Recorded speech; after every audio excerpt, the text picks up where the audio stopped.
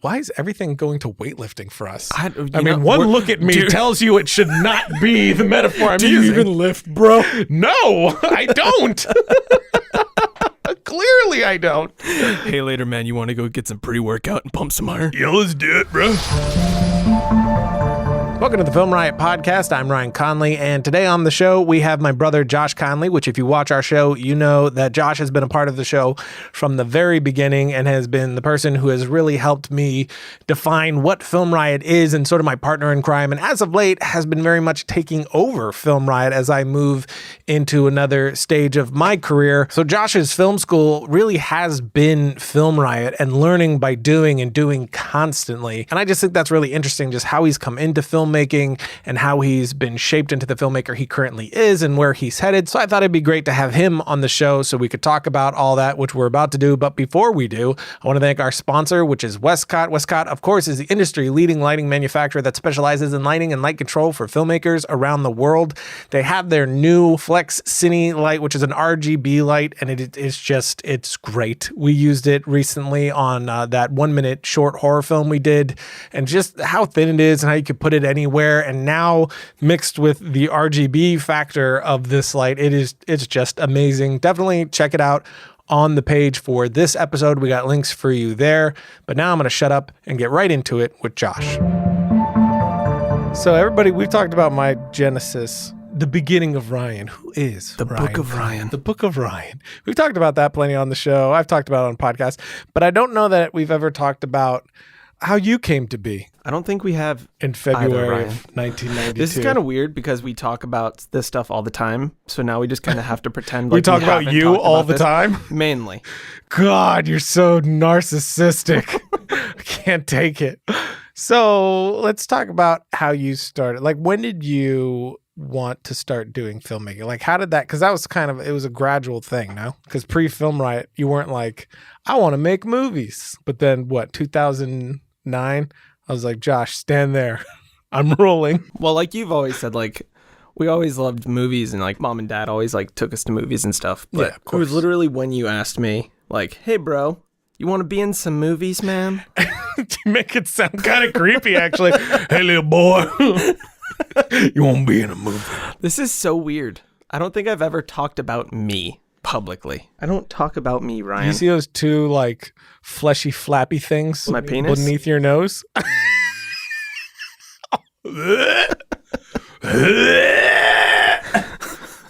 So back on topic. People know how I started. Yes. I don't remember ever not wanting to be a filmmaker. That's all I've ever wanted. I did not want to be a filmmaker. Well, you never really thought about it, I'd imagine. No, it wasn't an option. It wasn't like, oh God, yes, I want to be part of movies.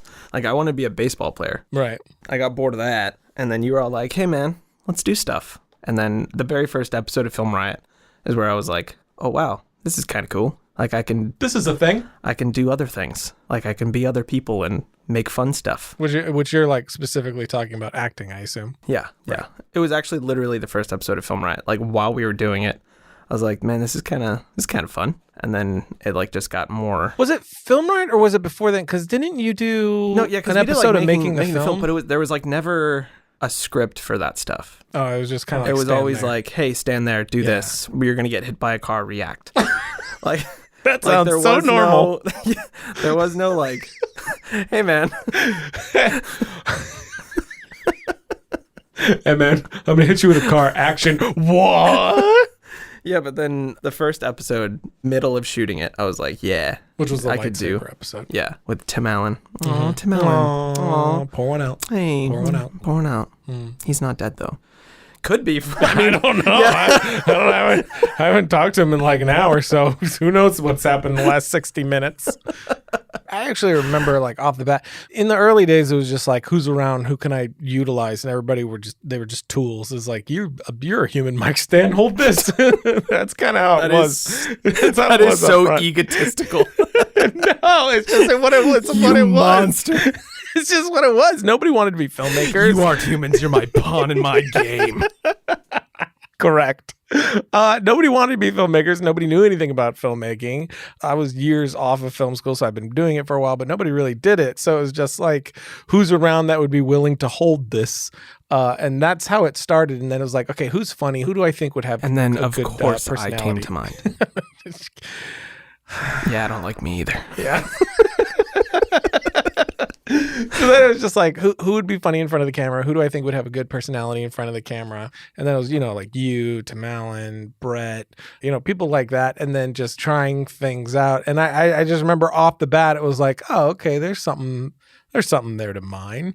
Because, we have a lot of people that have come in and out of Film Riot, and you have people where it's like, you're doing your best to pull it out of them, but they're just not actors. They have fun doing it. It's fun. They're funny, but there's not much there to mine. I remember seeing that pretty clearly off the bat, that it's like, oh, there's looking more back there. on the first few episodes of Film Riot, I don't know how you saw that. Because I look like a cardboard cutout of a human trying to say words. You know how I can kind of like explain that just a little bit is like when you hear somebody sing where inherently there's something there that you're like, oh, they should probably learn how to sing. You know what I mean? I mean, yeah. Where it's like some people you're like, well, that's tone deaf. That's not going anywhere. But hey, enjoy it. Enjoy singing in the shower. And then there's some people where it's like, oh man, you get the concept. And that's the thing. Like some people inherently get the concept of whatever the thing is across the board in every avenue. Some people just, certain concepts just click with them. You and Emily are two that I've been able to see up front where a concept just clicked right away of becoming something else, like, melting killer. into whatever, right, a serial killer, melting into whatever it is. But then as time went on, I started having you do more and more stuff. Like, I think the first thing I had you start doing for Film Riot was editing, wasn't it? Yes.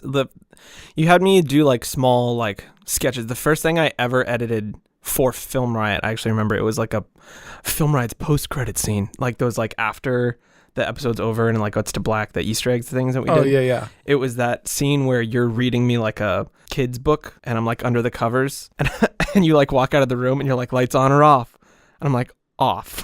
And you click them off. And then I'm like on. And it cuts back. That was the first thing I ever edited remember for that. Film Riot. Yeah.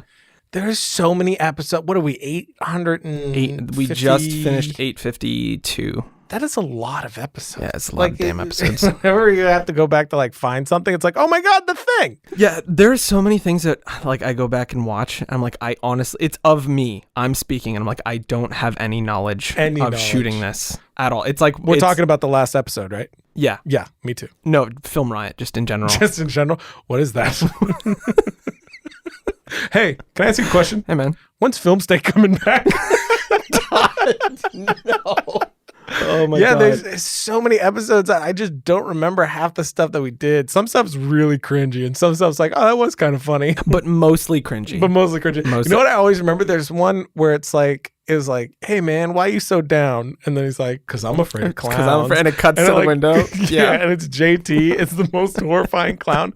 I've been looking for that episode for like 2 years, literally. Yes. I can't find it either. So if anyone's listening to this and you find it, tweet it to us. Hit a brother up. That'd be great. Anyway, that's off topic. So then you started editing. Yes. And then that moved over. Then we started Film State, and I just fully took over Film State, and Film State became my baby. Yeah, and then slowly the bane of your existence. And then I wanted that thing to burn in a fiery pit of hell. Although I do enjoy the show, Film State. Like I've gone back and watched it. I actually do enjoy watching it. Yeah. But as far as it's just the pictures is the thing.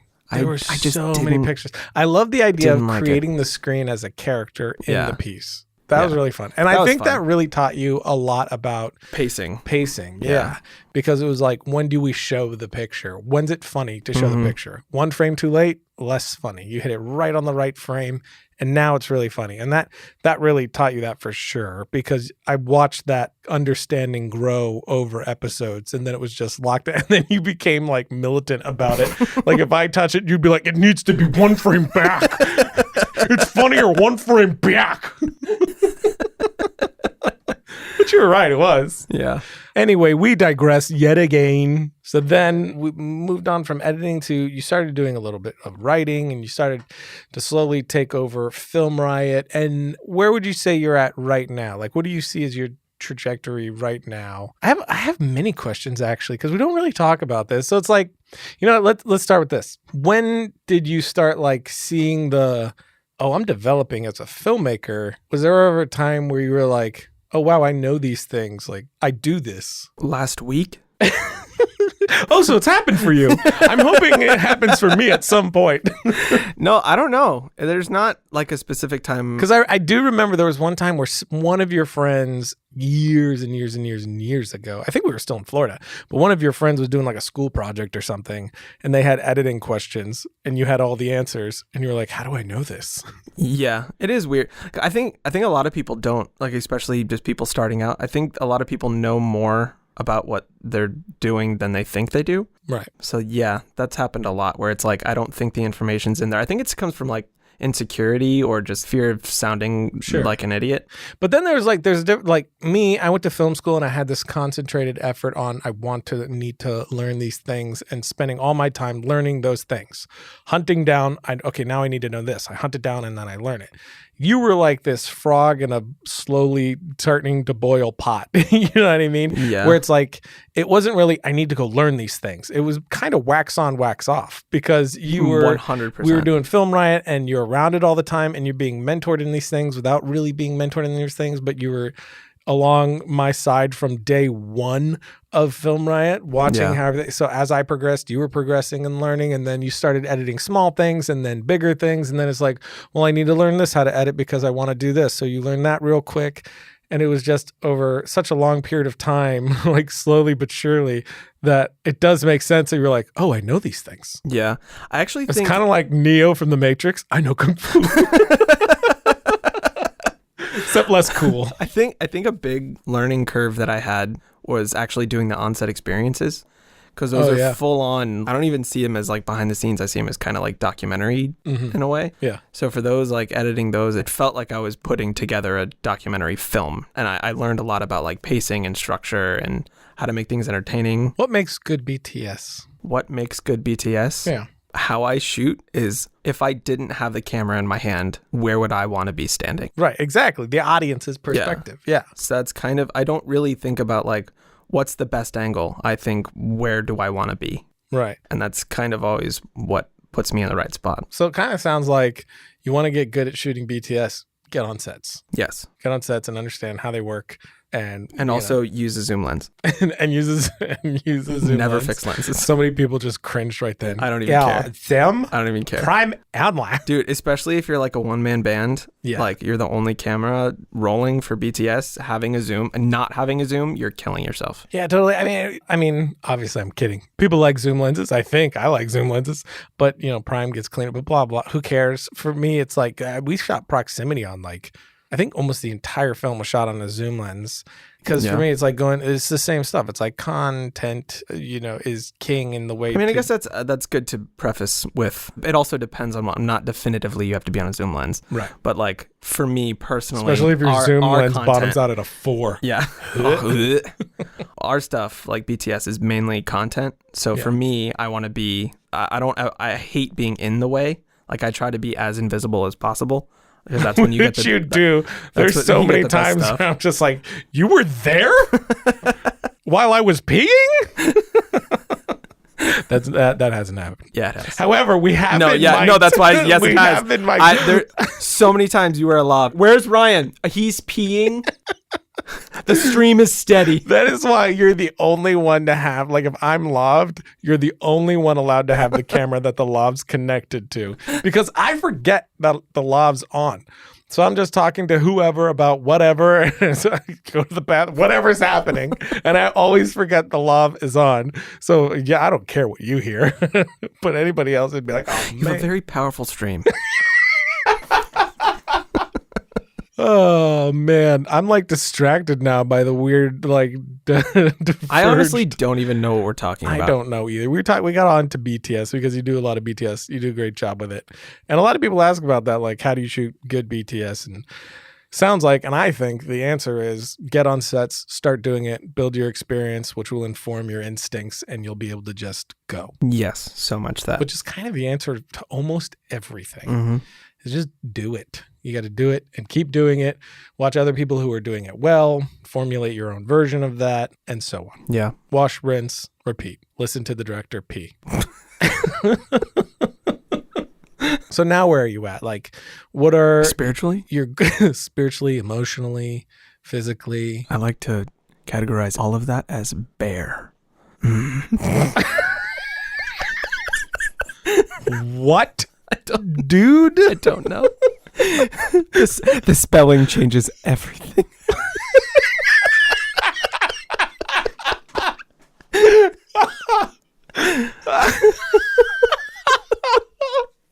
You're such an idiot. My God. It's like, it's your cologne, and we just recorded the ad for your cologne. Bear from Josh. Spelling changes everything. Oh my God. Oh, it drives them wild.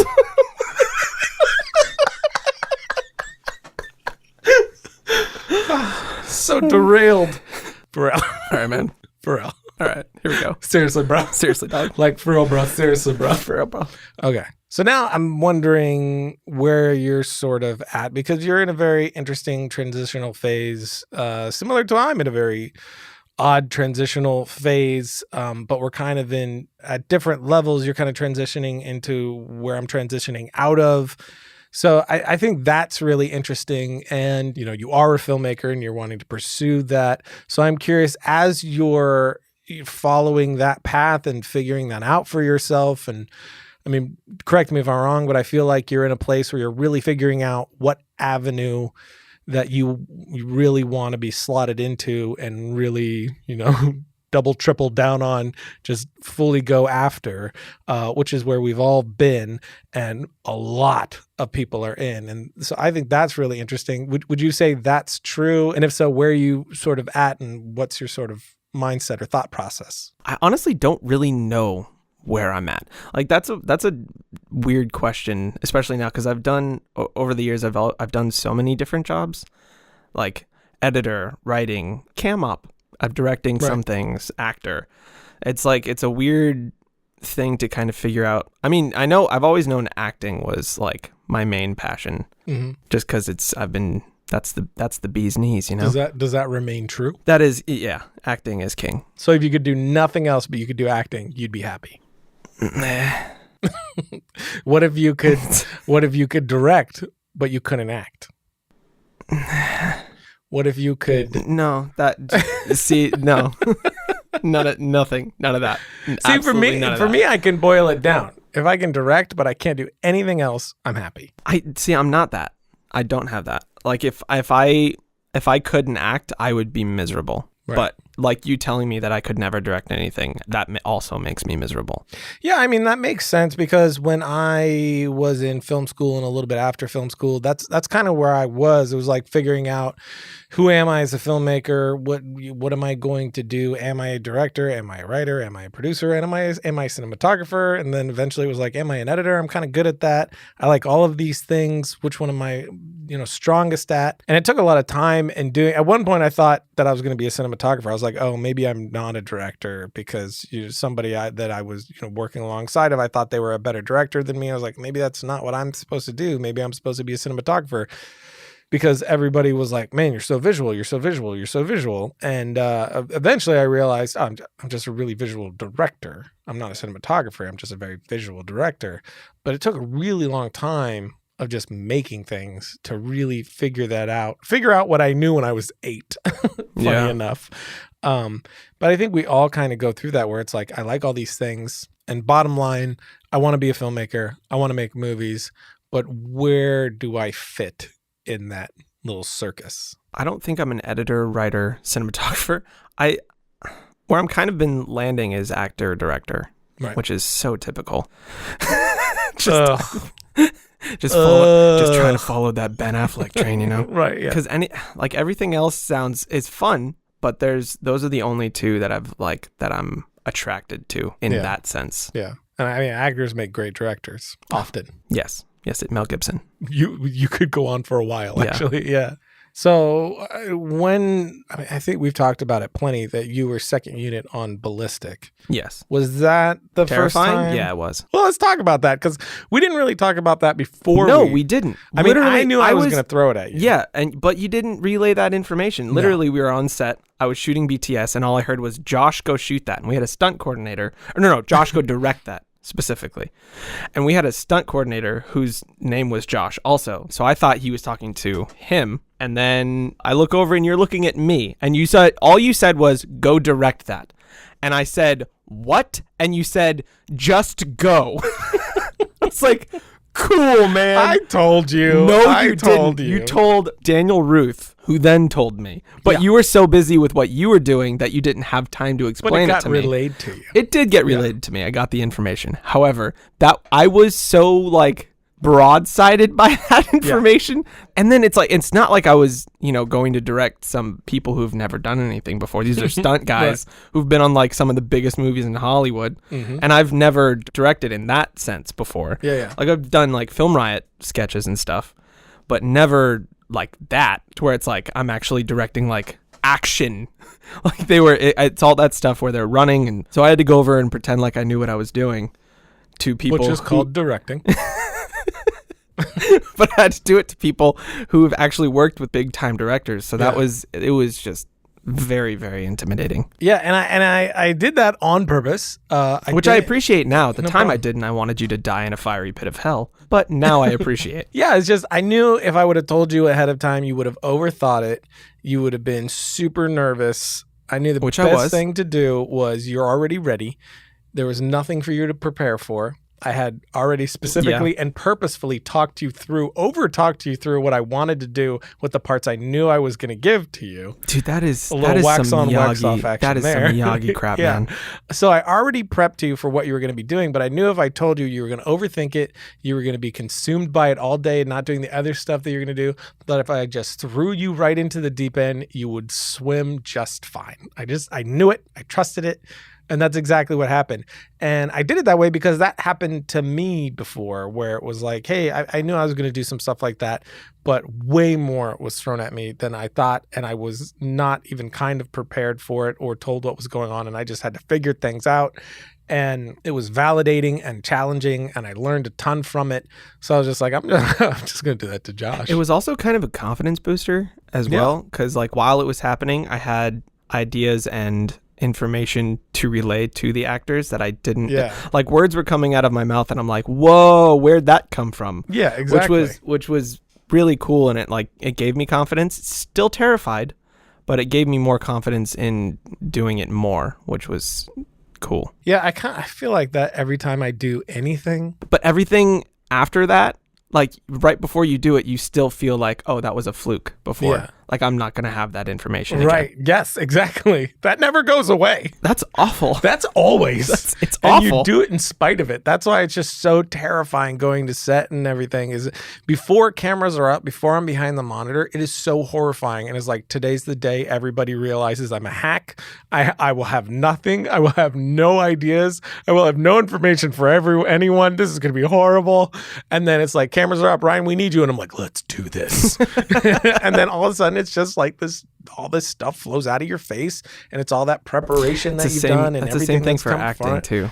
Go on, tell me more. Oh no, that was it. Oh wow, yeah, that was the end of it. That was so deep and insightful. I'm going to pause right there so we can again thank our sponsor, Westcott. They are the originators of the flexible LED system, Ice Light 2, Scrim Gym Cine, and Fast Flags. Westcott continues to develop new products with the expectation of durability, portability, and high-end results. I really dig their lights. I say that all the time, but I really do. There's really nothing like the Westcott Flex lights. Just the versatility of those lights is pretty mind-blowing, and they are intensely durable. I mean, we've had those things out in the rain, and they kept going, no problem at all. And now you have their new RGB versions. I have the 1x1 and the 1x2, and like I said earlier, we use them in our 1-minute horror short, and they're just so useful. And the controls are fantastic. What they have built into you the controller is really great. You can go through pretty much any gel that you can think of, and it's going to replicate that perfectly. So we were able to throw to some pale green look simply by setting it to that, or dive in and do custom colors of any color you could think of. So definitely check that out. Jump over to the episode page for this episode of filmriot.com/podcast and check out the links that we have for you there. We're going to be doing a full review of these lights very soon for sure, because I have been loving them. But now I'm going to shut up again and get back into it with Josh. What's your favorite role that you've done so far? Because they've pretty much all been for Film Riot and our short films and such so far. Proximity. Yeah. Because easily. It was like all the serious. Yeah. I actually had something to do. And you spit on Todd? Yeah. That was the best. I was like, hey, man, go primal. And then you did. It was great. That was fun. I so desperately want like a really, really intense drama. Some meat. Yeah. But I mean, that's like the beauty of Film Riot, right? It's like you could just conjure that for yourself. That's kind of what I've always done with Film Riot. And I mean, as you know, like the idea, which I don't mind us saying publicly, I mean, I think we've said it publicly. The idea is I slowly start transitioning into hopefully doing features, and you slowly start taking over Film Riot. And I never leave Film Riot. I always host and I'm always a part of it. But you take over it more and more and more, which you really are running. You've been running Film Riot for like a year now. And even recently, since Ballistic, it's pretty much just been running Film Riot. It's like you and Thompson just pretty much do Film Riot. Yeah. And I'm there to kind of help steer the ship and whatnot. But that's like what I always did with Film Riot. And that's why I always said Film Riot was like another film school for me, because every week was about, what do I want to try? I mean, recently, less so because there's so much stuff going on, and it's, trying to transition in, to the next phase of things, while of course never leaving Film Riot behind, always being a part of Film Riot and everything, because I loves it. But, especially early on, like every sketch we did, even though it was this, like, we only have 3 hours to shoot it in, I would always find like a thing that I wanted to try to do. And even if it was like, I really want to try this idea that I would use for, a really intense scene in a thriller, or, a really, crazy horror idea, I would then just sandwich that into comedy so we could just do it for Film Riot. But I'm trying the technique out. Even though it is comedic, I'm trying the technique out. And it kind of ended up being our own little style because of it, because there's like this weird mixture of things. Yeah. But it's always been about wanting to try different techniques. And even though sometimes it just seemed like we were obsessed with VFX, I was like, okay, the VFX is what the thing was. But that usually wasn't the thing that I was trying. It was fun to figure those things out, but that was almost never the thing that I was interested in trying. That was just what the episode was about. The thing that I was interested in trying was never what we taught, because I was trying something. So it was even within the episodes, like the way we would do cutaways or comedic cutaways, just playing with different types of pacing. There's just so much, which I guess is where the Right Shoot Repeat idea came from. It's just there's so much on a weekly basis that we do that we get to just try and learn from, which is why I'm always telling people just constantly make things, because it ends up being the wax on, wax off, to where a bigger project like Ballistic comes along and I have all these answers and it's like, oh, this doesn't work. So no problem. Let's do this instead. We don't, it'll cost us zero money. Let's do it right now. And it's because of all the stuff that's come before it.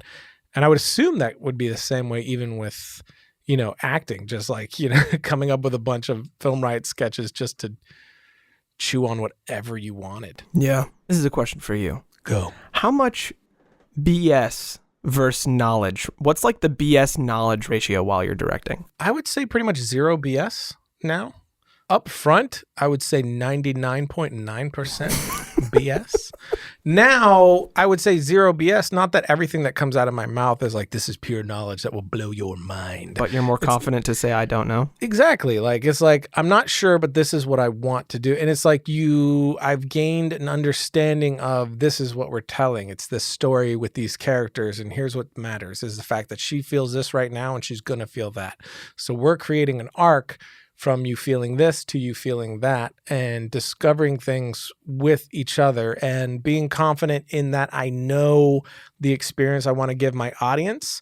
And sometimes I don't know the right shade of red off the bat. I can't give you, the numerical value of the precise correct shade of red, But if the right person who knows the shade of red so flawlessly comes in with all the shades and goes, I think it's one of these three, I can easily go, oh, it's that one. That's the right shade of red right there, the one in your left hand.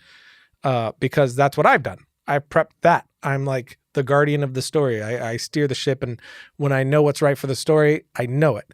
And sometimes it's like very, very specific to where it's like the camera needs to be exactly right here, and this is why. And then sometimes it's, in the case of Ballistic, hey, Chase, here's what the scene is. Here's what I want to do. Here's what I'm thinking we're going to do with the camera. What do you think? And then Chase comes in with, well, if this is what's happening and this is what she's thinking, what about this? And it's like, yep, that's it. You're right.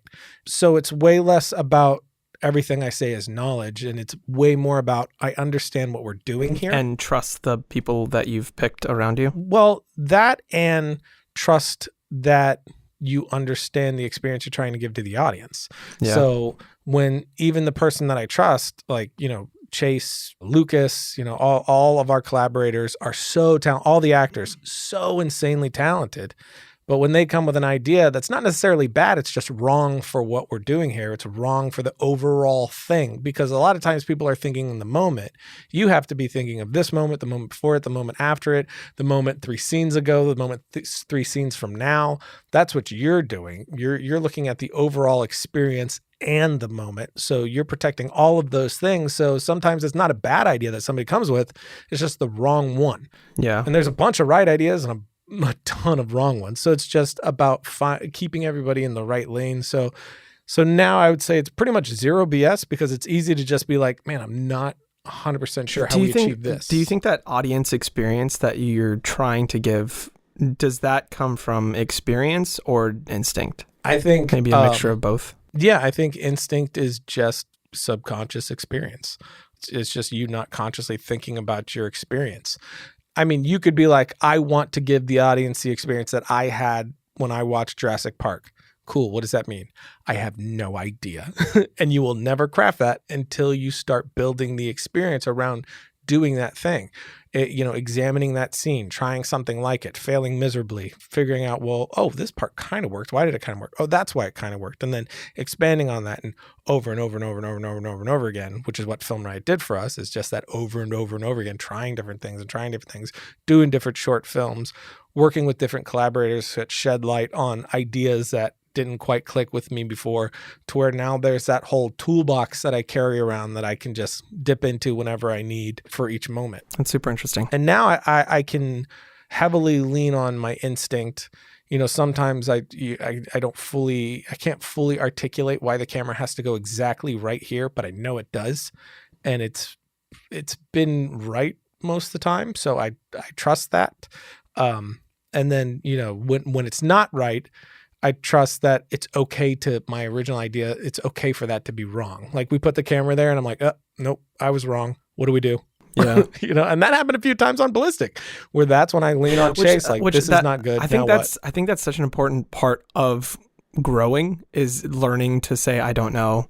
Yeah. And I was wrong. Because I think that's entirely unhelpful. Not saying I don't know, you're just getting in your own way. Yeah. And there is a time where I don't know is a bad word. And that's when, what do you want from this scene? I don't know. When you don't know what you want, that's a big problem. But if you don't know how to get what you want, not as much of a problem. I know the scene needs to do this. I know we need to feel this about the character. I know the audience needs to feel this. I know the pacing has to be this, but I'm not 100% sure where to put the camera. Help. Because that's what they're there to do, and that's just going to build that collaboration. Of course, I've found that it's always a balancing act. You can't be saying, I don't know all the time. People need to be able to trust you and know that, you have a vision and you're there to steer the ship and, command the team. So there is a balancing act for sure. Yeah, no, that is exactly what I mean. Being able to say, I don't know how to, but where you want to get to. Yeah, exactly. So you're at a place now where you're transitioning into sort of the position I had almost entirely transitioned already, as I transitioned to doing much bigger projects. And it's like where I was a handful of years ago, but you have a lot more stress and a lot more responsibility, because Film Riot's growing.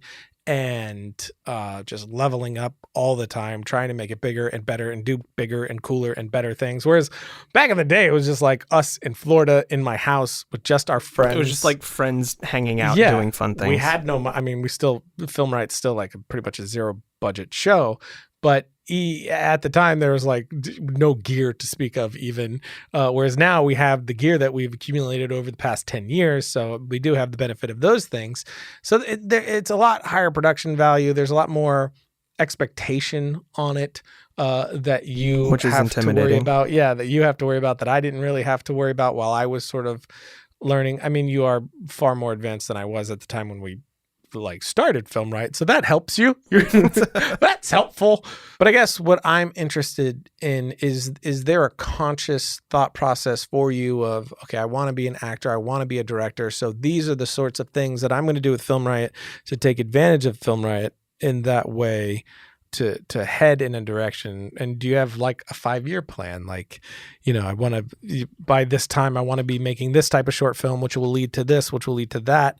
Or are you sort of starting to figure that out? I think I'm just trying to take experience away from Film Riot. Like that's my plan, is to use Film Riot as like an experience platform to like learn as much as I possibly can while trying to entertain people as much as I can, with both and directing teach them, and with both directing and acting. Which I think is super, super interesting. Is because Film Riot can become, we cut it in half, and it's like if features happen soon for me, it's we can be talking about that while also you're transitioning and doing these things at a different level, and we can be open and honest about that, and you doing by learning and then expressing those things that you learned openly, pretty much how I did. So it's the circle of life. Oh wow, it's the circle of life. Lion Josh. King. Yeah. Wow. So are you planning like more sketches? Like, you know what I mean? Like, what is it? Because when I started Film Riot, it was all about doing more sketches, doing more little story bits, doing cutaways. The thought process was getting myself ready for short films, and then short films would get me ready for feature films. No, literally that. Like, that's my... Don't steal my answer.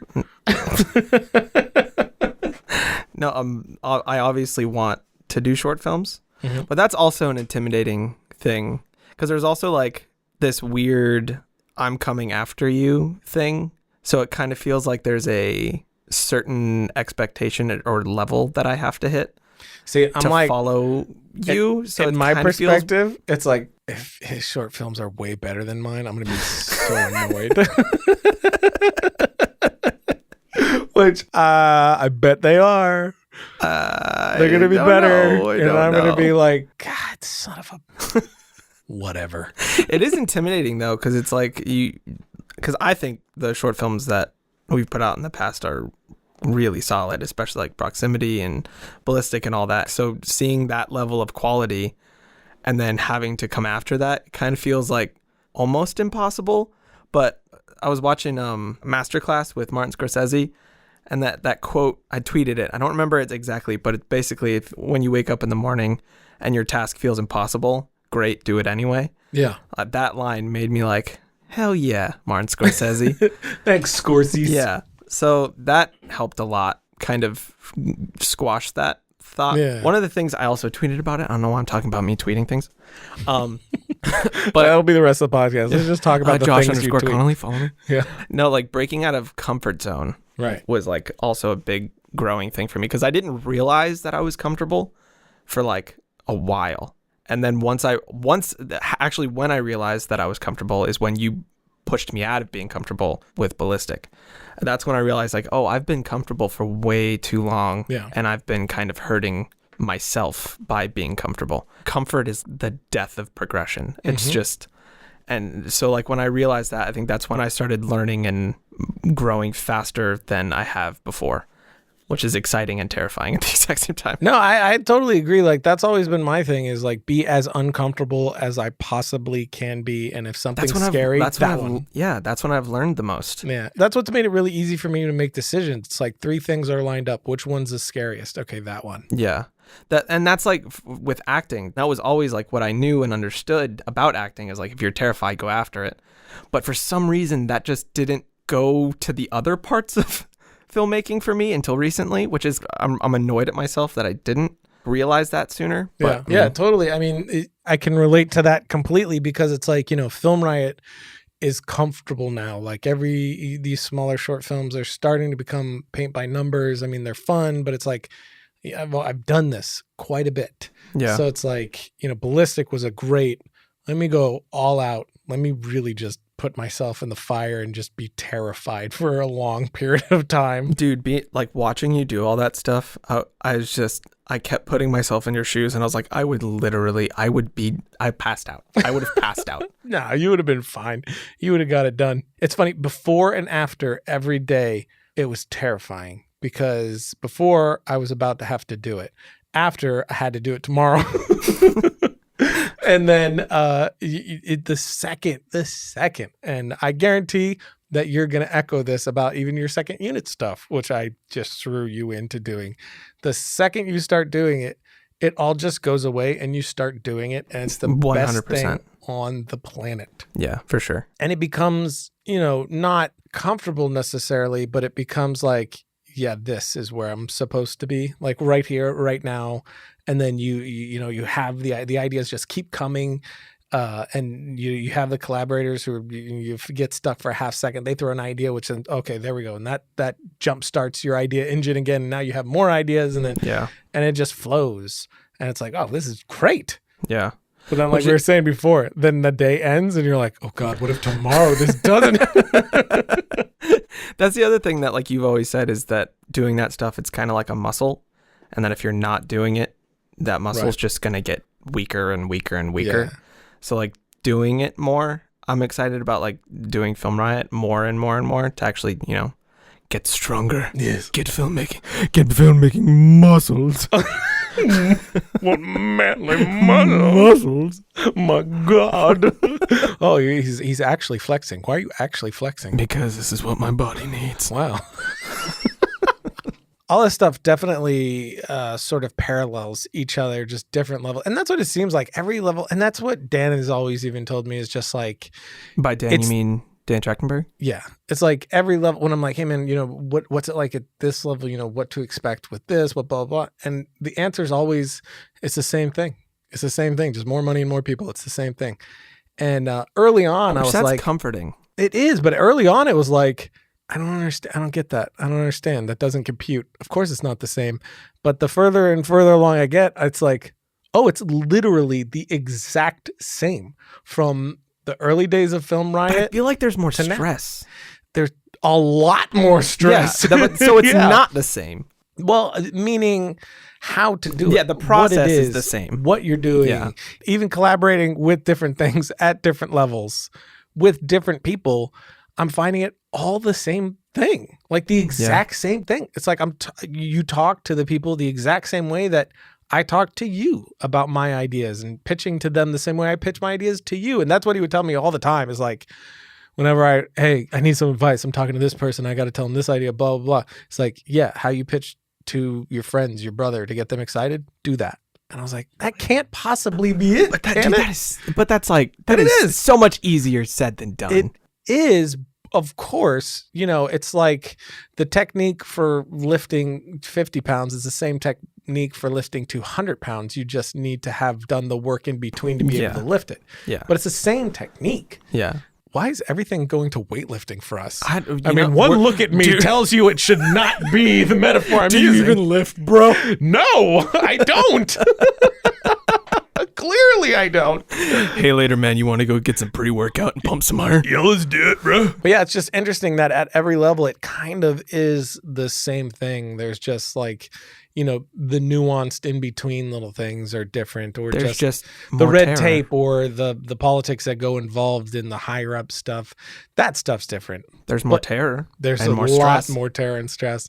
But like all the creative aspects to it, it's all the same thing. Yeah. And that's interesting and also encouraging, which means the stuff that I was doing in the beginning of Film Riot, I've found completely translates to what I'm doing now. And the stuff that you're doing now is completely going to translate as you go forward. And the stuff you did before that is completely translating to it now. I don't even know what we're talking about, but it's all very interesting to me. Yes. It's all fascinating. So like Film Riot, you're starting to take control of Film Riot. Yes. You're starting to really take over. I mean, you've really been running Film Riot and doing it, but you're starting to really take the reins and starting to make decisions about the course of the future of Film Riot. So what do you see as like, where do you want it to go? Like, what do you want to do from here? Of course, well, I mean, I don't involved. I don't want to kick me out. I don't want to change the show. Right. Obviously, I want to keep the show the same but different. You know? Right. Sure. It'll be big but small. Yeah. Yeah. It'll be dark and gritty, but 50% more mystery. Yeah. No, I obviously want to keep it like the same show, but I want to make it feel new. Like it's felt very like get the stagnant. hell off green screen. Yes. For instance, oh my god, I'm so sick of that humanly background. Possible. I am so sick of the background. And we need to do something about that opening logo. Yeah. Just all of it. Like Just I want to freshen it up. Give it a shower. Let it take a shower. It needs a bath. Yeah, it needs a bath. It needs a bath real bad. Because it's felt so stagnant and like the same for so long. Yeah. I don't even think the show itself is stagnant. Like what we're doing is advancing and growing and we're doing different things, but the wrappings are the same. Yes. And it just makes it seem like it cuts to me and I'm still on that friggin' background. Dude, and it's like, really? Worst. Yeah. You're still on that room? Mm-hmm. I just want to make it feel new again. And like, I want to bring more sketches back. Yeah. I want to bring the comedy back. How we People are going to be like, down with Ryan, up with Josh. God, I hope so. Less Ryan, more Josh. Yeah, just make it more fun, I think. Yeah. Because we've been so busy with other things that we haven't really had as much time to have fun with it, I think. Like we like obviously we still put 100% effort into it, but I don't think we've had the time to have fun. Yeah, it's like way less time to be able to have outtakes. Yeah, exactly. It's way more like let's go. Yeah, because it's like we also literally been doing have an hour it for so long that we're lucky enough to be able to do it by the numbers. Yeah. It's pretty precise at this point. Where I want to go with Film Riot is, like I said, splitting things sort of down the middle where we've talked about it before, but I would love it if Mondays, I mean, obviously this is down the road when we're able to expand a little bit with some of the plans we have in place. But it's like, Mondays are like more of the old school Film Riot, more DIY type stuff, low budget type stuff. And then Thursdays is hitting on more of the higher end film school and beyond type stuff. So it's like Mondays, here's how you do it with a can light. And Thursdays is like, here's how you do it with a sky panel or whatever. Yeah. Which is weird, but you get what I'm saying. To kind of like cover that whole gamut, go Mythbusters on it, where you have like Adam and Jamie and then you have the rest of the team and everybody's doing stuff. So we can bounce between all those things and then bring in other filmmaker voices and, give other people a platform as well, and including you, and just like foster more creativity and bring back quick tips and do all that stuff. Yeah, for sure'sville, man. Now it's out in the universe. Now we have to do it. No, we don't. Really? Yeah, I'm pretty sure we don't have to. All right, screw it. You want to go watch a movie? Yeah, 100%. Let's go watch a movie. Let's watch a movie, man. I'm done with this. I don't know how to end this. I think we just did. I think we're stuck here. No. Yeah. Not with you. With me. No. I'm not stuck in here with you. You're stuck in here with me.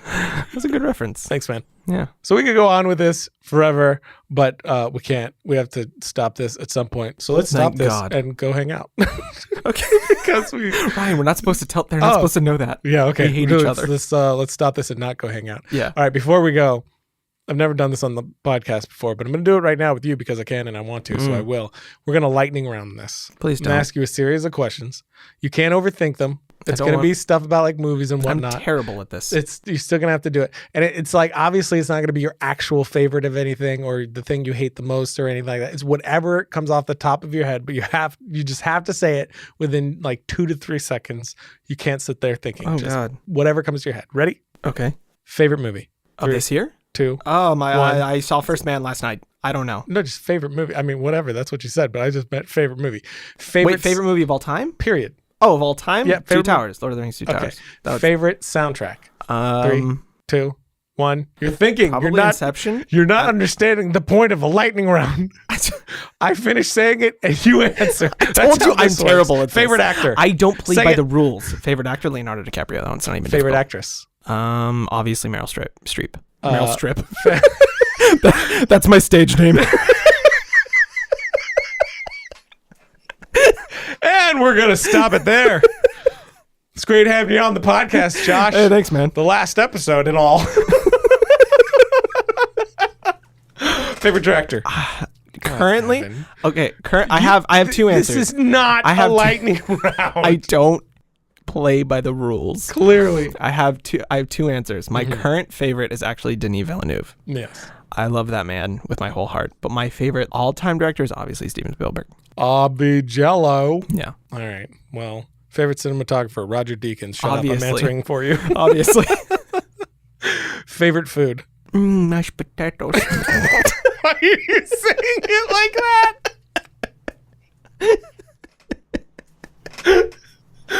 Oh, God. Favorite video game? All time? Yeah. Halo 2. I'm going Last of Us. That is a great game. Yeah, that is a great game. That game probably has the best story of any game I've ever played. Yeah, easily. Okay, I'm going to stop the lightning round because you're not playing by the lightning round rules anyway. But hey, it was still fun. Hey, man. That's what I'm here for. Hey, just here to have fun, bro. Yeah, right on. Okay, I'm gonna stop. You have said we are gonna end this now like 17 times. Okay, for real. Goodbye. Hey, man, what do you think about honey? What? Are you into it as a food? Or somewhere else? Hey, man. You know how you handle dandruff, honey? It's just a guy who thinks honey is the salt for anything. Oh, my car broke down. Did you pour some honey in it? Try some honey. Hey, give me a problem. Any problem. Just throw it out. My knee's feeling squeaky, dude. Oh, no, your knee's squeaky.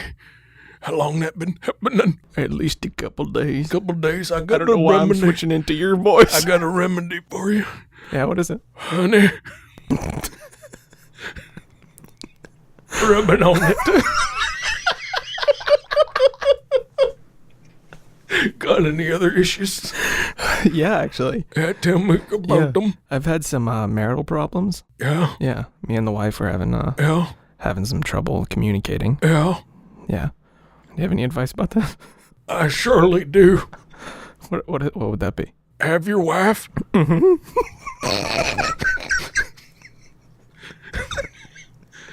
Get a bucket.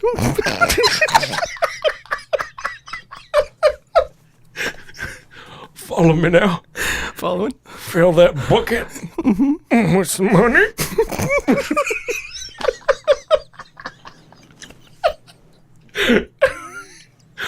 Pour that honey on her tummy, and you will have a baby. Oh my God. Honey, baby. Marriage fix. Next problem.